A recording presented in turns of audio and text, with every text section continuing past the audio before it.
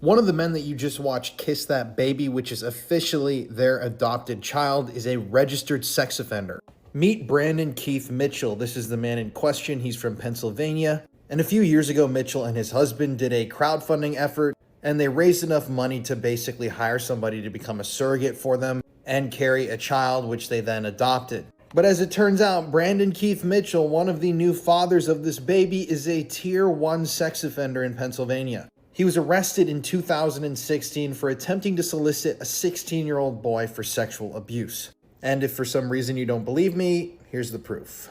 When Brandon was arrested in 2016, he was employed as a chemistry teacher at a high school, and he was charged with multiple felonies, including possession of child pornography, sexual abuse of children, endangering the welfare of children, and corruption of minors. This information comes from a press release from the Chester County District Attorney's Office dated February 9th, 2016. So this guy's a known pedophile who is on the sex offender registry, and there was nothing in Pennsylvania law that stopped him from adopting a child through surrogacy.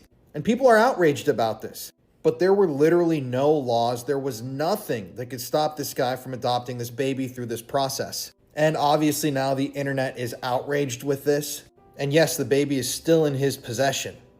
I get asked all the time, why do I focus on subjects like this through my videos? Why do I make content surrounding these issues? And why am I constantly trying to raise awareness around this stuff? It's because of cases like this. There are so many individual cases like this where the laws just are not strong enough for these crimes. I mean, this guy was charged with some absolutely horrific stuff, and the fact that just less than a decade later, he's already out on the street, able to adopt a child through surrogacy, is incredibly alarming and deeply disturbing. And in every state, there are laws that could be strengthened, and people just need to be more vigilant and aware of their neighbors and their surroundings. I am assuming that something is now going to be changed in Pennsylvania law, and if somebody starts a petition for this law to be changed, I will be sure to post it in my bio. But yeah, I honestly do get sick of covering stories like this, but until the day that something actually begins to change, it seems like I'm gonna have to keep talking about it. Holy fuck, they caught the Zodiac. Well, they didn't catch him. He died 3 years ago. Gary Francis Poste, I don't know. This is fucking early, guys. A team called the Case Breakers, which is an independent team made up of detectives, journalists, and ex-military, believe they've identified the Zodiac killer. Not much is known, but apparently they spent years going through Poste's dark room. He had a dark room, and he had a whole bunch of photos in there. And they came across scars on his forehead, which matched the composite sketch of the Zodiac. Apparently there's something in the old Zodiac letters, too, that reveal Poste as the killer. The team said that they found in one of the Zodiac letters that if you removed all the letters from Poste's full name, that it revealed an alternate message. One of the detectives that worked with Case Breakers said that you have to know Poste's full name in order to decode the anagrams. They also believe that Gary Francis Poste is responsible for a murder that wasn't even linked to the Zodiac back in 1966 in the SoCal city of Riverside. Now, it's still early. I don't know who the hell this guy is. We're gonna find out more. There's been some investigative teams before that have said that they found the Zodiac and it didn't turn out to be true, but holy hell, this is the biggest thing in a while. Normal looking photos that have a disturbing backstory, part 24. On June 18th, 1964, protesters jumped into a whites-only pool at a hotel in Florida.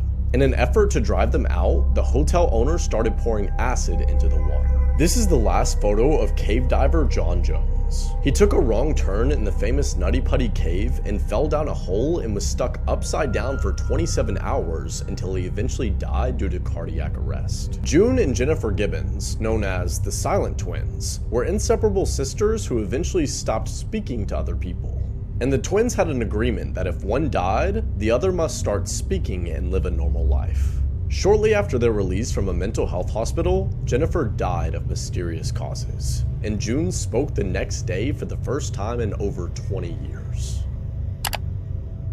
3 people are dead and over a dozen first responders have been exposed to an unknown substance in New Mexico. Around 11 a.m. today, New Mexico State Police responded to a home in Mountain Air, New Mexico after the Torrance County Sheriff's Office requested help for what was initially believed to be a suspected overdose involving an unidentified substance. When they got in the home, responders found 4 people unresponsive. 3 of those people had died, and the 4th was taken to a hospital in Albuquerque for treatment. During the response, 18 first responders were exposed to the unknown substance and started experiencing symptoms like nausea and dizziness. All 18 were taken to University of New Mexico Hospital to be quarantined, evaluated, monitored, and treated. Some patients reportedly had headache, nausea, and vomiting. As of the latest reports that I found, 2 first responders were listed in critical condition. The rest were being monitored and evaluated. So what was the substance? Well, officials have not confirmed what it is yet. However, investigators believe that the substance may be transmitted through contact, and they do not believe it is airborne. Albuquerque Fire Rescue hazmat teams were assisting at the scene to identify it. The mayor said in a public statement that early indications were pointing towards narcotics as a possible factor. However, that's not the same as an official confirmed lab identification. Officials did say that there is no current threat to the public, and a secure perimeter was established, and the affected area appears to be limited to the residents. As more information is available, I will keep you guys updated. Make sure to hit that follow button for the latest true crime news. All 5 are dead, or are they? This is the story of the Martin family. On December 7th, 1958, the family left their home to pick up Christmas decorations. On the way, they stopped for gas and for lunch. That was the last time they were seen alive. Police say everything in the house was undisturbed. There were dishes in the sink from the previous meal, and there was a Santa Claus suit laid out on the bed. The family's bank accounts were untouched as well. The case went cold until February 1959 when police found tire tracks matching the family's vehicle heading off a cliff in Oregon into the Columbia River. Later that year, a drilling rig near the site of the tire tracks hooked something heavy and metal, but it broke free before it was able to pull it to the surface. A couple days later, 2 of the 3 daughters' bodies were found downstream, and one of them had a hole in her head. The case is still unsolved, but there is a lot more to this story. Follow and like for part 2. Curtain number 1 is correct. What can we call this? This right here, sir? In on the ground that don't look bumper clock sound? This right here, so you want to play with? Look on the inscriptions. Put it back in the ground. 1, 2, fast. Go sit down pan your ass. I'm tired of you keep touching up things that don't concern you. You keep coming and doing it again and again and again. What make you want to dig it out to the ground, eh? What possess you if you come up and dig up this thing out to the ground? You don't think say you could get possessed yourself, you know? No, man, it's like, you can't hear me. You can't just let things be. You don't think say we have trouble already. I'm trying to live my life steady. Go home, leave things alone before I lick you with that big piece of stone. Cha, I'm tired of you, man. I'm tired. Did you know that Texas's oldest unsolved mass murder is of a Latino family, and at least 20 investigators have never been able to crack the cold case? On April 16, 1968, the Arellano family of 6 traveled from Mexico to San Angelo, Texas to visit family. Juan Manuel, who was 29 and the father, his 24-year-old wife Monica, his 21-year-old sister Rosa, and his 3 children with Monica, Eduardo 1, Leticia 2, and Juan Manuel Jr. 5 were all traveling together. At one point, their 1958 Buick broke down while on their journey on a remote highway with a flat tire. They didn't have a spare, but somebody stopped that helped the family and took them to Sonora, Texas to fix the flat tire. Sometime after that, the individual took them back to where the vehicle was stranded, and 5 of the family members were murdered in rural Edwards County, Texas. The next day, a ranch hand discovered the bodies near Highway 277 and scattered. Their bodies had been shot, stabbed, and beaten, and Rosa had been sexually assaulted. In the tall grass hiding was the sole survivor, Manuel Jr. His sister Leticia died in the hospital 2 days later, and he had to have multiple surgeries and was taken to Mexico to live with family. 2 weeks after the murders, police were finally able to interview little Manuel, and he told authorities that a big cowboy who was a white man had helped and killed his father. A driver passing by also said that he saw a cowboy boy with the family. A person of interest then became a white male over 6 feet tall between the ages of 30 to 35, weighing about 200 pounds, with sandy hair, light eyebrows, and a rash on his neck. He wore a straw hat with boots that had an eagle on the side and pants that were tucked in them, and he had a large hunting knife on his belt. The trip to San Angelo, Texas was never meant to be difficult for the Arellano family. The father, Juan Manuel, knew English and had been to the United States before. In fact, his license plates were from Texas, and he had been a migrant farm worker in the state of Iowa. Over the years, there were many leads that were followed and had no success. The gun that was used has never been found, and it is possible that the individual who committed these murders may have already passed away.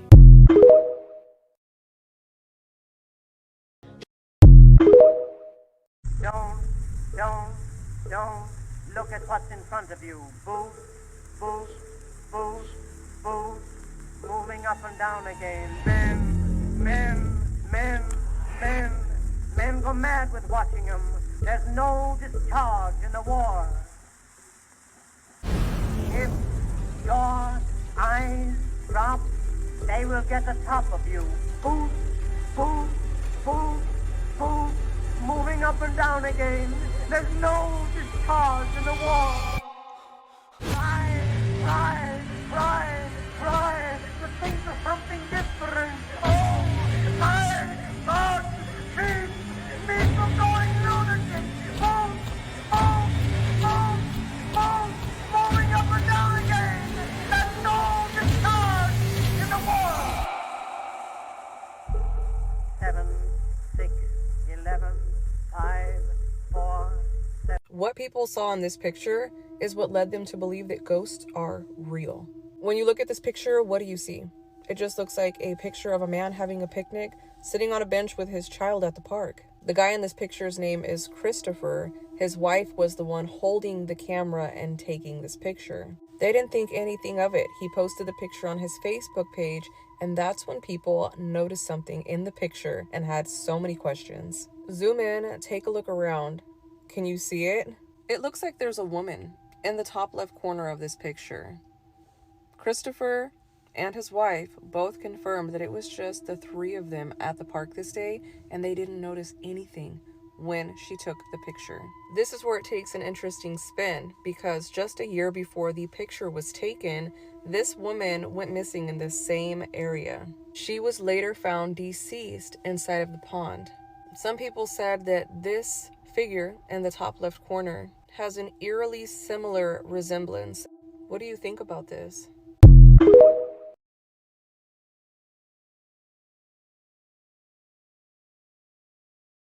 If you ever see this thing hopping toward you on one leg, run right away, because it's definitely not friendly.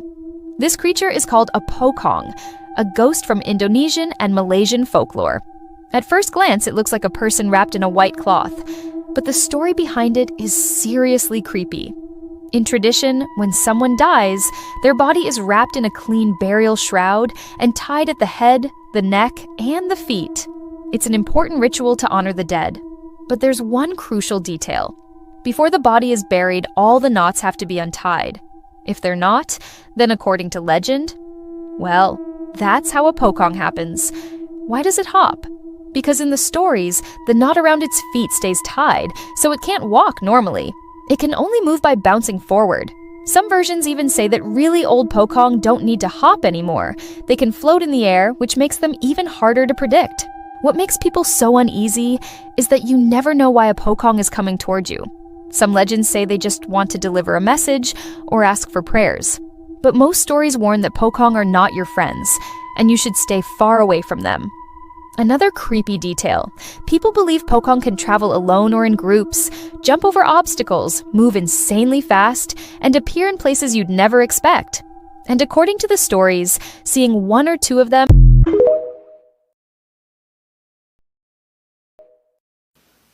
I am stronger. You are not stronger than Christ. You are not stronger than Christ. Get over here, Dad. Grab her. Grab her. You are not stronger. No, you are not stronger than Christ. No, you're not stronger. You are not stronger than Christ.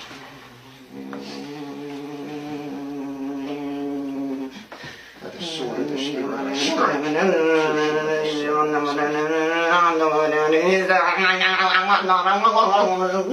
You are not stronger than Christ. You are not stronger than Christ.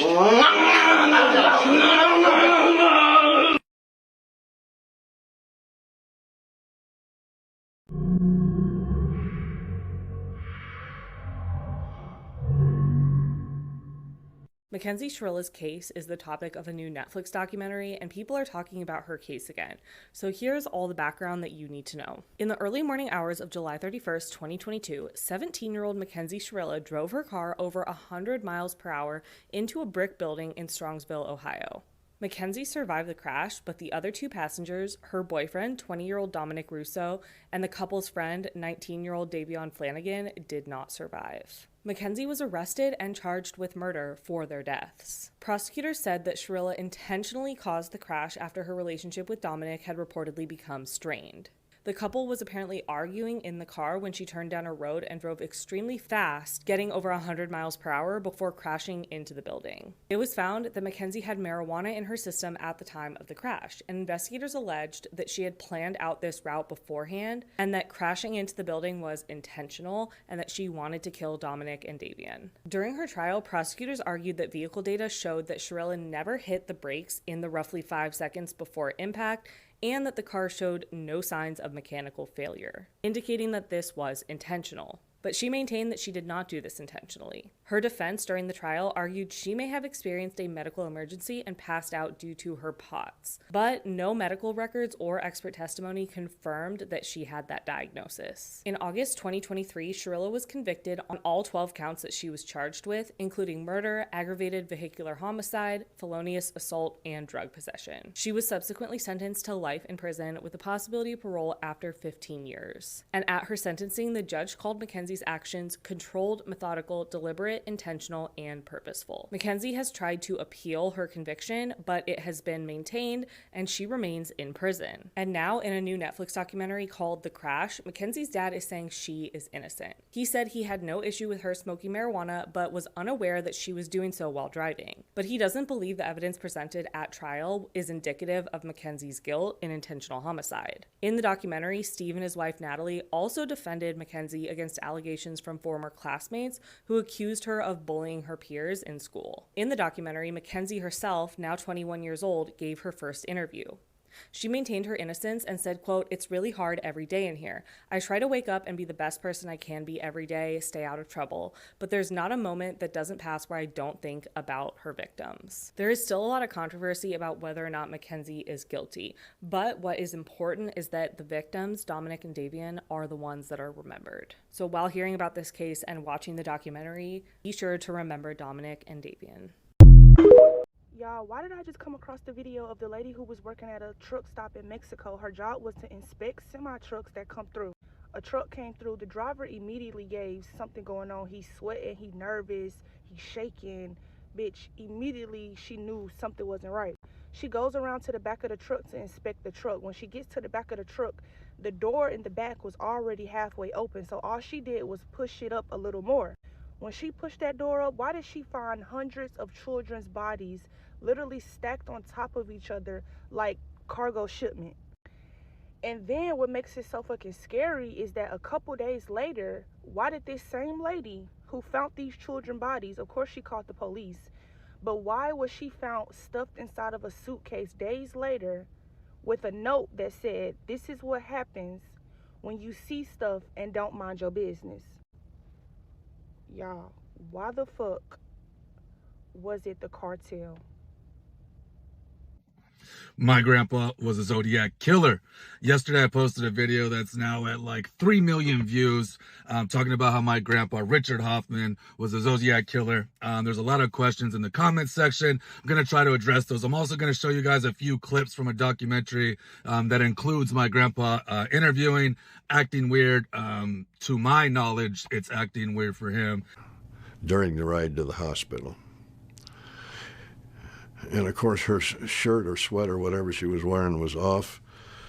And each time that ambulance attendant blew air into her chest, there was a little piece of material from her bra that I could see fluttered with every breath he blew into that girl. This piece of material would flutter. And then a witness statement from the guy Mike, who was with Darlene Ferrin the night of the shooting in Blue Rock Springs. A friend of hers, and not to worry about it. He was just jealous. That's all she said about it. He was just jealous. She never mentioned his name, but she said something about Richard. His name was Richard. I kept hearing his name Richard. And I think that was his name. She referred to him as Richard, the Zodiac Killer, the guy. She said he's really a mean temper, and that if he ever found out, he would... So first, I'm not excited. I'm not happy. I'm not thrilled. I'm not proud. A lot of people in the comments are thinking that I'm proud. I am shocked. My jaw's on the floor, and I'm simply sharing information with you guys on the internet. That is it. Not proud. I'm indifferent. I don't feel any type of motherfucking way. Me and my grandpa did not have a relationship after the age of 9. I spent damn near every Christmas there at his house up until I was 9 when my father got custody of me. He would abuse my mother. He would abuse my grandmother and his children, my uncles as well. And I learned that later growing up in life. He hated my mother. He did not like my mother. And in turn, she eventually turned into an abuser herself. Moving forward, what else was there to answer? No DNA shit. I don't know. In terms of writing, I don't have any handwritten anything. I don't know if anyone searched the house for his belongings. Like I said, I am not close with my mother's side of the family after the age of 9. I'm now 35 years old. Here is a clip of my grandpa describing the scene of the night that he arrived of the Darlene Ferrin shooting. I think it's weird. He has a smirk on his face as he's describing the bra she was wearing. Here's a clip of Mike, the guy in a car, expressing what Darlene said as the Zodiac approached the car before shooting both of them.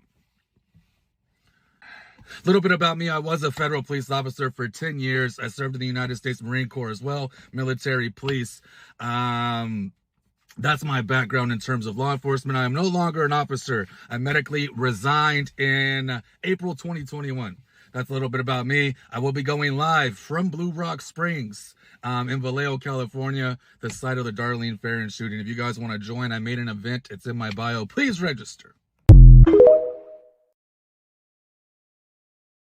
52-year-old Texas resident Karen Davis got married, and then after the ceremony and after the honeymoon, she went through the process of changing her last name from Davis to McBride to match her husband's last name. After the change was done, the last step was to get a new driver's license with the new name on it. So Karen emailed the local DMV to set up a time for her to come in and make the change to her license. But after she sent that email, the local DMV immediately emailed Karen back, and they told her that they could not help her with this request until she resolved an issue. They very cryptically said it had something to do with the state of Oklahoma. And then at the bottom of the email, there was just a phone number they told her she needed to call in order to resolve this issue. She punched this number the DMV had given her into her phone, and then she let it ring. A few moments later, a woman from the Norman, Oklahoma District Attorney's Office picked up the phone and said, "How can I help you?" Karen told her, "Hey, I was just trying to get a new license in Texas. They told me there was some sort of issue. I don't know what it is, but this is the number they gave me." The woman from the DA's office discovered Karen's so-called Oklahoma problem. And after she explained to Karen what this enormous problem was, Karen literally couldn't believe it. Suddenly, everything in Karen's life made sense. For the last 22 years, Karen, who was incredibly smart and friendly and polite and never had a problem with anyone, had an incredibly hard time getting a job. Even jobs that she was extremely qualified for, she would get turned down for someone who was way less qualified. And then, in the rare times that Karen did actually get hired, she would always get fired for no reason. And so Karen never understood why she was being treated this way until now. It would turn out 22 years earlier, which is when Karen's hireability issues began, she lived in Norman, Oklahoma. She lived with a roommate, and this roommate was this nice young man who had a couple of young kids, and one weekend he went to the local movie store called Movie Place, and he rented the hit 90s movie Sabrina the Teenage Witch to watch with his kids. And after he was done watching this movie, he didn't return the VHS tape of Sabrina the Teenage Witch back to Movie Place. When Sabrina the Teenage Witch was not returned in a timely fashion, they pressed charges against the card holder. And the card holder was Karen Davis. The roommate had just borrowed her card. And somehow, these charges against Karen were never brought up to Karen. She was never contacted by anyone. And so for 22 years, she was technically a wanted felon for felony embezzlement. And so this was the reason she kept not getting jobs and kept getting fired from jobs. Karen worked with the Norman, Oklahoma DA's office and got these charges dismissed.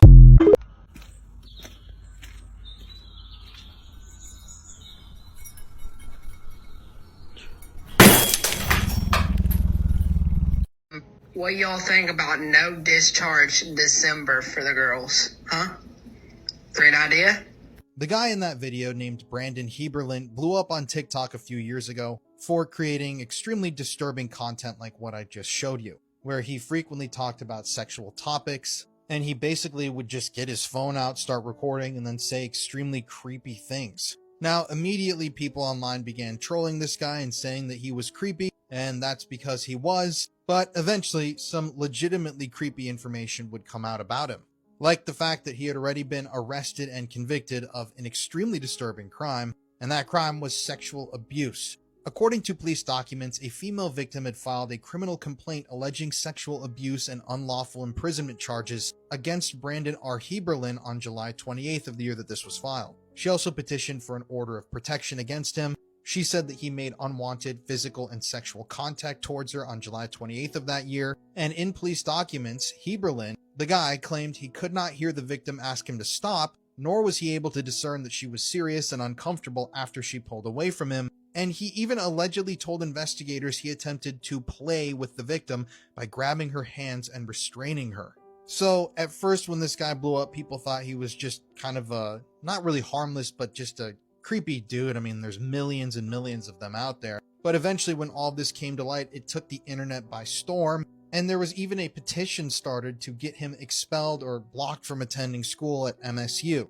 Now, according to people that I saw talking about this case online, there was allegedly another victim who had came forward anonymously claiming that he had kissed and acted inappropriately towards them when their age being unknown, but they claimed that they were a minor. And Brandon in the past actually claimed that he was now at this point clean of his previous pedophilic behaviors. So, yeah, I mean, this story is creepy however you look at it. I couldn't find any information on what ended up happening to Brandon, but clearly this is a guy that you should stay away from. If you want to hear more true crime stories, check out the podcast Murder in America that I co-host with my wife Courtney. It's available now on all streaming platforms.